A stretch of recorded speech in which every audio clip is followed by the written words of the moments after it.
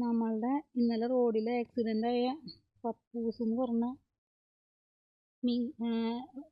നമ്മുടെ അനീഷ് മീൻകാരൻ ചേട്ടൻ്റെ പട്ടിക്കുട്ടീനെ ഞാനിവിടെ കൊണ്ടുവന്ന് അടക്കം ചെയ്ത സ്ഥലമാണത്. അതായത് ചെടിത്തോട്ടമാണ്. ചെടിത്തോട്ടത്തിലാണ് അടക്കം ചെയ്തത്. ചുറ്റും ചെടിയൊക്കെ വെച്ച് ഞാൻ നിർത്തിയിട്ടുണ്ട്. ഇത് ഫാമിൻ്റെ ഫ്രണ്ടാണ് കേട്ടോ. ഫാമിൻ്റെ ഫ്രണ്ടിലുള്ള തോട്ടമാണ്. ഫാമാണ് അവിടെ കാണുന്നത്. ഇവിടെ ഷീറ്റൊക്കെ വിരിച്ചിട്ടുണ്ട്.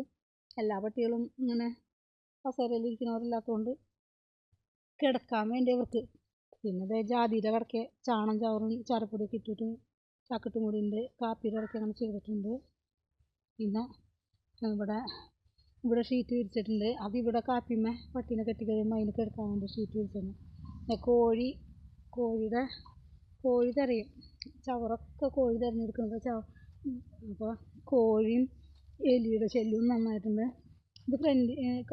ഇത് നമ്മൾ ഫാമിൻ്റെ ചുറ്റുകോടുള്ള കാനയാണ്. ആ കാനത്തോട് അന്ന് ഞാൻ വീഡിയോയിൽ വെക്കാൻ നോക്കിയിട്ട് തെളിഞ്ഞില്ല. ഇപ്പം തെളിഞ്ഞിട്ടുണ്ട്. ഇതേ കോഴിയുണ്ട്. കോഴിയുടെ കൂടെ പിള്ളേരുണ്ട്. അവരിതിപ്പോൾ ചാക്കൊക്കെ അവർ തന്നെ മാറ്റും. എന്നിട്ട് അവർ തന്നെ അങ്ങോട്ട് തിരയിലിടും. എനിക്ക് ഇപ്പോൾ നോക്കിയാലും ഇത് റെഡിയാക്കാനാണ് നേരമുള്ളൂ. ഇത് ചപ്പ് ചവറുകളൊക്കെ കോഴി ശരിയാക്കുന്നതാണ്. ഇത്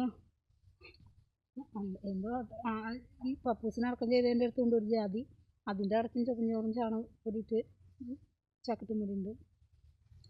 പപ്പൂസിന് ആത്മാവിന് നിത്യശാന്തി ലഭിക്കട്ടെ എന്ന് പ്രാർത്ഥിക്കുന്നു. 7:30 ആക്സിഡൻറ്റ് പറ്റി 11 മണിയായപ്പോൾ മരിച്ചു. അതിനിടയ്ക്ക് ഡോക്ടർമാരൊക്കെ വിളിച്ചു. അപ്പോൾ ഒരാൾ എടുത്തില്ല, ഒരാളുടെ സ്വിച്ച് ഓഫ്.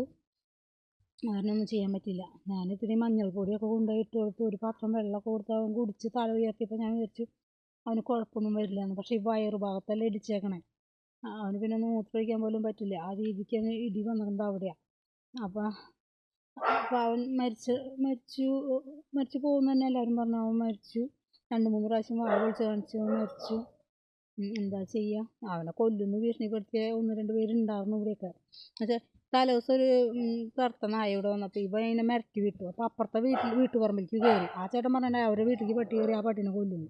പിറ്റേ ദിവസം കാലത്തെ 7:30 ആൾ ബൈക്ക് എടുത്ത് പോകണുണ്ട്. കണ്ടു നിന്നവർ പറഞ്ഞത് ബൈക്ക് ഒരാൾ ഇടിപ്പിച്ചിട്ട് നേരെ കിഴക്കോട്ട് പോയെന്നാണ് പറഞ്ഞത്. ഇവിടുന്ന് 1-2 പേരെ പോയുള്ളൂ. അതിലൊരാൾ കൊല്ലുമെന്ന് പറഞ്ഞ ചേട്ടൻ തന്നെ. കറക്റ്റ് 7:30 ആ ചേട്ടനാണ് പോയതില്ലേ. അപ്പോൾ അവിടെ കണ്ടു നിന്നവർ പറഞ്ഞാൽ അതും വേറെ ഒരു പട്ടിയും കൂടി ഇങ്ങോട്ട് നടന്നു വരുമ്പോൾ ഇവിടുന്ന് അങ്ങോട്ട് ചെന്ന ചേട്ടൻ ഇടിപ്പിച്ചിട്ട് കിഴക്കോട്ട് പോയെന്ന് പറഞ്ഞു. എന്താ ചെയ്യുക? ഇനിയിപ്പോൾ ആരെടുപ്പിച്ചതെന്ന് പറഞ്ഞിട്ട് കാര്യമൊന്നുമില്ലല്ലോ. ചെറുപ്പത്തിലേ മരിക്കാൻ അതിനൊരു യോഗം ഉണ്ടായെന്ന് വിചാരിച്ചാൽ മതി. എന്താ ചെയ്യുക? ആ ചേട്ടന് അനീഷേട്ടന് ആ സമയം നോക്കി ജോലിയും കിട്ടാനും കഴുത്തിന് ഊരിയിട്ട് പോകാനും. അവന് ഇവിടെ ജനിച്ചവനാ. ഇവിടെ അതിൻ്റെ അമ്മേനെ കാണാൻ വരും. ഭക്ഷണം ഇന്നലെ അത്താഴമൊക്കെ കഴിച്ചത് അവിടുന്ന്. അത്താഴമൊക്കെ കഴിച്ച് ഇവിടെ കിടന്നുറങ്ങി. നേരം വെളുപ്പിന് എനിക്ക് പോയത് കണ്ടില്ല. എന്താ ചെയ്യുക? അതിനപ്പുറം യോഗമുള്ളൂ ജീവിക്കാൻ.